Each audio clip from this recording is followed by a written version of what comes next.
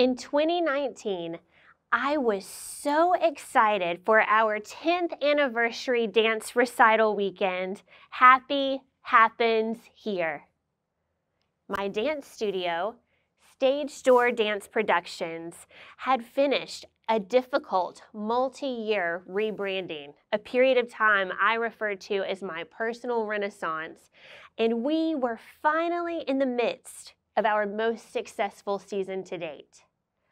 To put this show weekend into perspective, it was operating on a $60,000 plus budget. The venue is booked 3 to 4 years in advance. We would have 2 days and 5 shows featuring 500 plus dancers and 2,700 plus audience members. Families fly in for this momentous occasion that typically sells out within hours. My leadership team and I could not wait, and as we cruised into the venue on Saturday morning, breakfast in hand, we were excited for the days ahead. As we pulled into the loading dock, it felt eerily quiet, and we noticed a stranger awaiting our arrival. He walked over to the passenger window, knocked, and casually asked, "Do you want some bad news?" No, we did not want some bad news. We were ready for a magical weekend.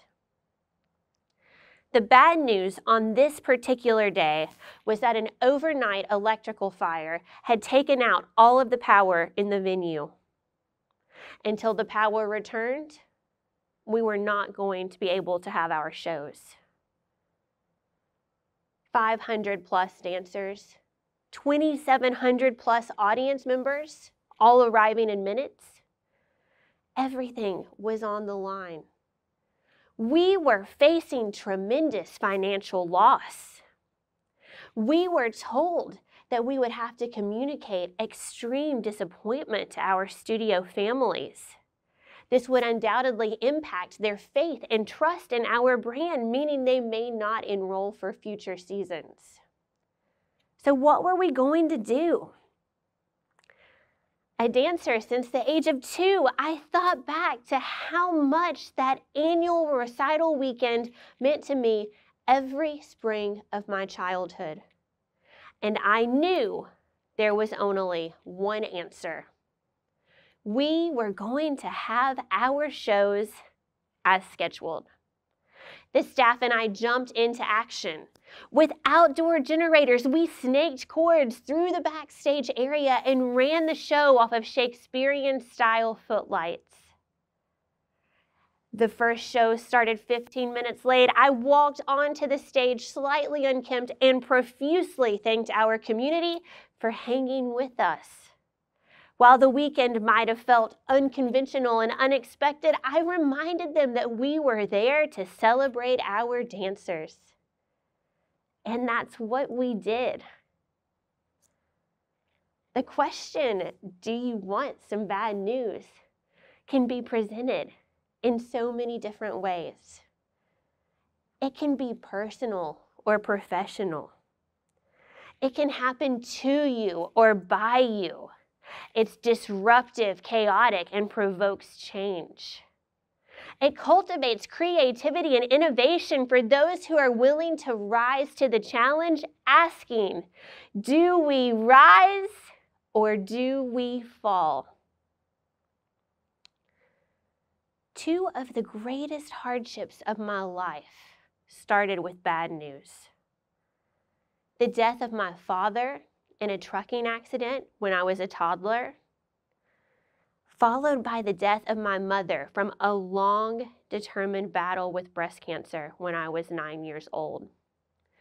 To help process this grief in my childhood, I would turn to creative and imaginative outlets to help process and cope. I would convince my cousins to star in living room performances, with a memorable one being a reimagined interpretation of The 3 Little Pigs. I would conceptualize, choreograph, and costume full shows to the Billy Joel River of Dreams album and the Bodyguard soundtrack.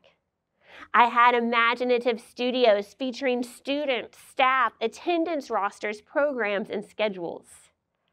I believe our 1996 recital was themed A Perfectly Poppins Program. In the midst of all of this, I unknowingly gained coping skills that would help prepare me for any obstacle, challenge, hardship, or disruption that might come my way. I was taught that your circumstances can motivate and shape you, but they cannot define you. I had no idea how much that would pay off. Fresh out of NC State University and smack dab in the 2008 financial crisis, I signed my first commercial lease for the dance studio that I envisioned as a child. I wanted to be good, but as a 22-year-old, I'm not sure I really understood what being good meant.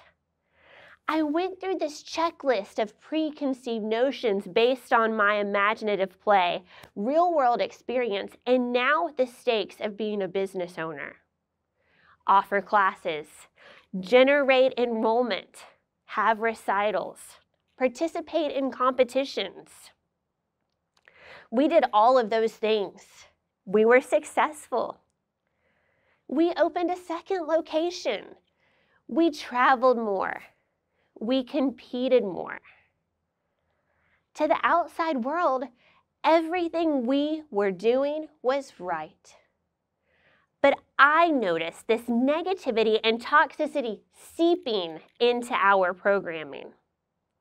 If students were winning dance competitions, they were too good, so they would leave our program. If students were losing dance competitions, we weren't challenging them enough. They would leave our programming. Parents would question our capability, and this community was evolving into a revolving door of discontent. I knew something had to be done, but I wasn't sure what. When disruption happens to us in smaller ways, it can be easier to push aside or overlook. A piece of our population was overlooking this humanistic component that had meant so much to me as a child that I wanted to share with others. Dance competitions are a pay-to-play experience where a 2-minute solo costs $150+. There's no regulation and adjudication, and wins and losses are purely subjective.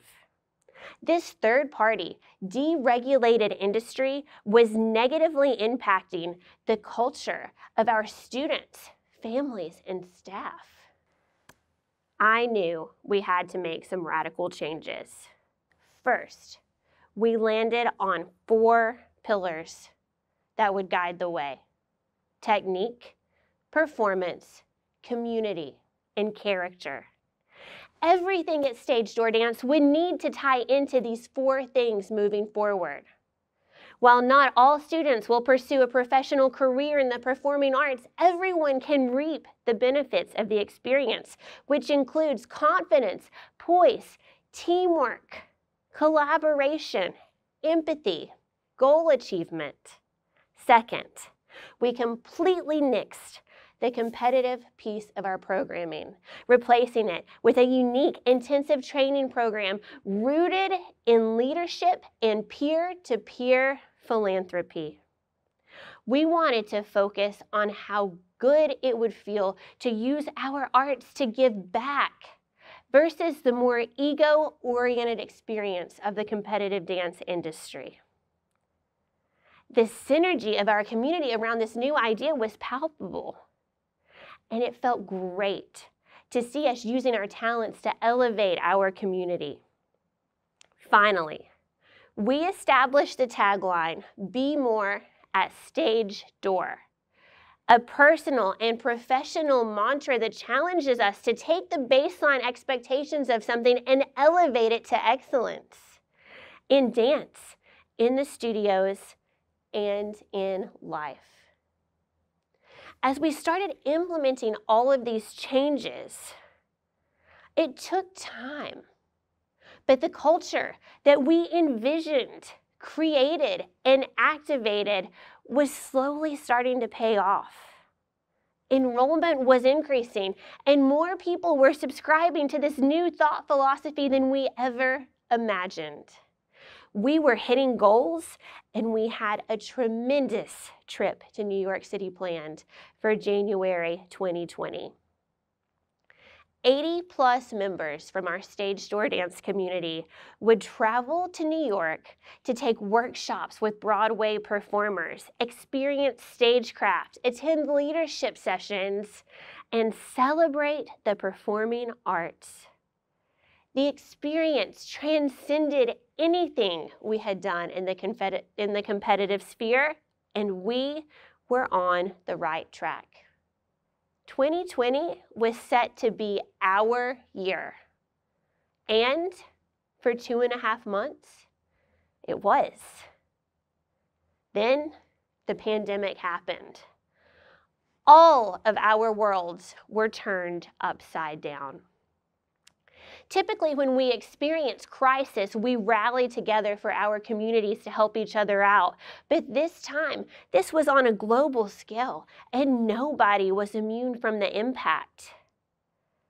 As I thought back to how dance and performance helped me cope with childhood trauma, I knew there could be no interruption in our programming.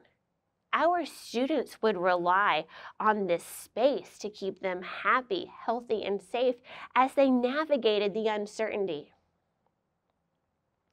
We literally and figuratively never stopped moving.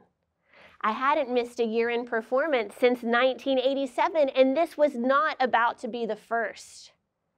Within 48 hours, we fully converted our program to a digital format. We taught the year in performance via Zoom. The performance transitioned to an outdoor film shoot where we shot 142 routines in 36 hours in our parking lot. The statistic was swirling that 1 in 4 dance studios were closing. I'm not going to lie. There were times where I would question whether or not we would make it. Enrollment dropped. The pandemic kept going. We weren't immune to the economic impact. Yet, I knew if we leaned in to community and character, we would make it. And that's what we did. It wasn't luck that enabled us to get to the other side. Instead, it was that rock-solid commitment to technique, performance, community, and character that we established during our rebranding. We collectively committed to offering this art to our students in every way possible. Digital, drive-through parades, outdoor events and experiences, indoor programming with extreme risk mitigation. The strength of our community protected us from the fragility of this period of time. Crisis leadership, especially for extended periods of time, is tough. But I knew from the moment I logged on to my first ever Zoom class, a leprechaun dance party, and had 35 preschoolers staring right back at me, ready to activate their imagination in ways that were new to us all, that we would be okay. The thank you notes from our community steadily rolled in as parents recognized the work that our team was doing to keep our dancers happy, healthy, safe, and engaged. Their notes felt organic and sincere, something that we didn't have prior to the rebrand that felt so special and natural now. We chose to write our narrative. Whether it be questioning an industry that wasn't building resilient and empowered dancers, or overcoming an economic global meltdown in which no one had immunity, disruptions propelled us to confidently navigate our community and culture and thrive. We'll continue asking who we are, how we can do better, and what we can gain from obstacles that may actually contain opportunity. In my childhood, when I was processing the death of my parents, I didn't break. Instead, I leaned into this creative environment and channeled my energy and passion in non-destructive ways. When the studios were culturally chaotic, we didn't break. Instead, we said, how can we change this, fix it, and make it better? How can we focus on community and connection? And that's what we did. When all of the rebranding work was nearly compromised during the Powerless Recital weekend, we didn't break. Instead, we made it happen, and show after show received standing ovations, showing the power of the collective collaboration of our community. And when COVID forced us to literally pause, we didn't break. Instead, we rallied around the digital experience and cried tears of joy when we were able to return to our parking lots to do what we love doing: dance. Through all of this, we are standing stronger than ever, and will continue using every hardship, disruption, challenge, and obstacle to provide insight and perspective for how we can confidently navigate the future.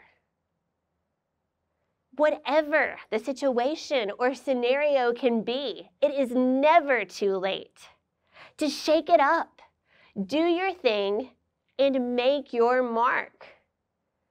Take the risk and innovate when obstacles present themselves. Bend to your circumstances, but look them in the eye and give them a wink. You weren't built to break. That goes for everyone. Thank you.